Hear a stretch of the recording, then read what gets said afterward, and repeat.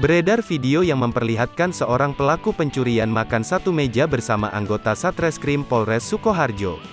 Pada video yang diunggah oleh akun Instagram @resmob_sukoharjo itu, terlihat seorang pemuda yang tangannya terikat kabel tis, menikmati makanan bersama sejumlah anggota polisi. Kapolres Sukoharjo, AKBP Wahyu Nugroho Setiawan, mengatakan pemuda tersebut merupakan pelaku pencurian dengan kekerasan yang berhasil diamankan. Menurutnya, alasan anggotanya mengajak makan pelaku kejahatan yang baru saja ditangkap yakni bagian dari sisi humanisme selama proses penegakan hukum. Sebagai manusia biasa, yang bersangkutan juga perlu makan.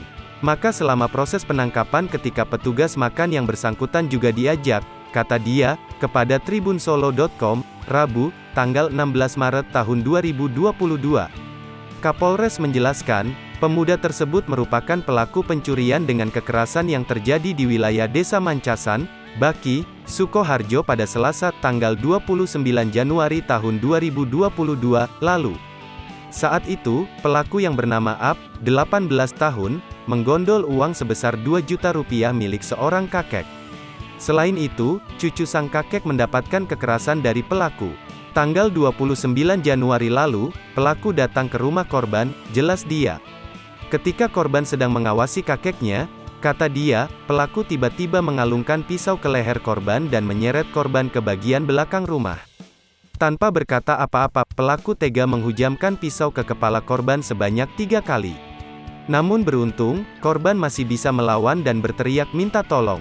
Pelaku lalu masuk ke dalam dan mengambil uang di dompet yang disimpan di bawah bantal kemudian melarikan diri, terang Wahyu.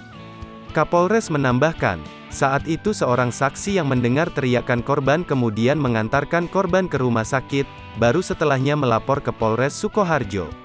Setelah penyelidikan dan pemeriksaan saksi, hari ini sekitar pukul 13 waktu Indonesia Barat, anggota berhasil mengamankan penangkapan pelaku di wilayah Sragen, kata Kapolres.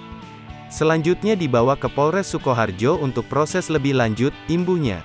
Selain mengamankan pelaku, pihaknya juga mengamankan sejumlah barang bukti berupa celana jeans, 1 buah pisau yang digunakan untuk menikam serta 1 buah baju milik korban.